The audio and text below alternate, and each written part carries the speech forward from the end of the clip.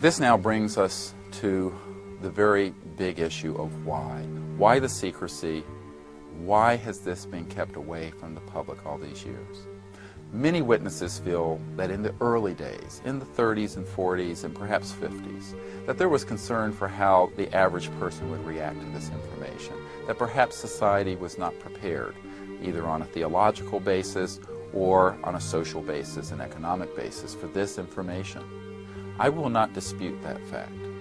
I was a child in the 50s, just born in the mid-50s, and I do not know personally what the milieu was that could have affected how people would react. I will say that this is 2001 and not 1951. And in the last half century, that argument is no longer valid. It's time to find out what the truth really is that's out there. That too, Sergeant? They're ready to come across and say at least there's something? I think it's unavoidable right now. I think that there's been so much cases and so many points made over the last 20 years. I think it's overwhelming. There's greater acceptance now that there really is something there, despite the fact that there's kind of a stigma that goes with UFOs. I think part of the problem with all of this is the stigma that's sometimes attached simply to the word UFO.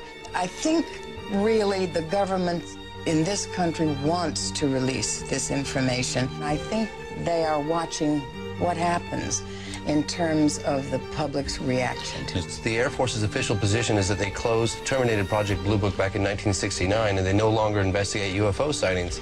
But then you said that OSI investigated your case, and yet the order came from somewhere else. It came from somewhere beyond the base, and it was not known to base officials. It was done through back-channel means. So they did investigate. They're saying they haven't been investigating since '69. That's the official position, and yet they... Weird.